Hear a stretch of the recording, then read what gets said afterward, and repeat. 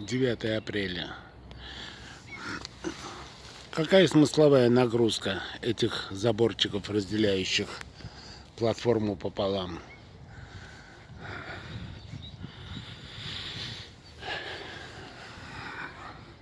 Это называется осваивание денег.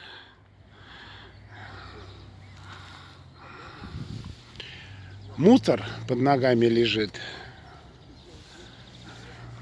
Безумный, не убирается.